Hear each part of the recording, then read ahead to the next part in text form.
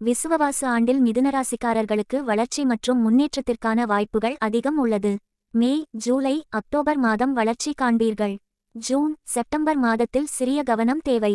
புதிய வேலை வாய்ப்புகள் கிடைக்கும். தொழிலில் முன்னேற்றம் காணலாம். புதிய திட்டங்கள் வெற்றிகரமாக செயல்படும். தொழில் தொடர்பாக பயண வாய்ப்பு வரும். சொத்து வாங்கும் யோகம் உண்டு. வருமானம் நிலையானதாக இருக்கும். கடன்களிலிருந்து விடுபடுவீர்கள். மிதமான செலவுகள் ஏற்படும். முதலீடுகளில் லாபம் கிடைக்கும். வீடு, நிலம் வாங்கும் வாய்ப்பு உண்டு. காதல் வாழ்க்கையில் இணக்கத்துடன் இருப்பீர்கள். புதிய காதல் உறவுகள் மலரும். திருமணத்திற்கான நேரம் சாதகமாக இருக்கும். தம்பதியருக்கு மகிழ்ச்சி நிலைக்கும். குடும்பத்தில் மகிழ்ச்சியான சூழ்நிலை ஏற்படும். உறவினர்களுடன் நல்ல உறவு மேம்படும். வீட்டு விவகாரங்களில் மன நிம்மதி கிடைக்கும்.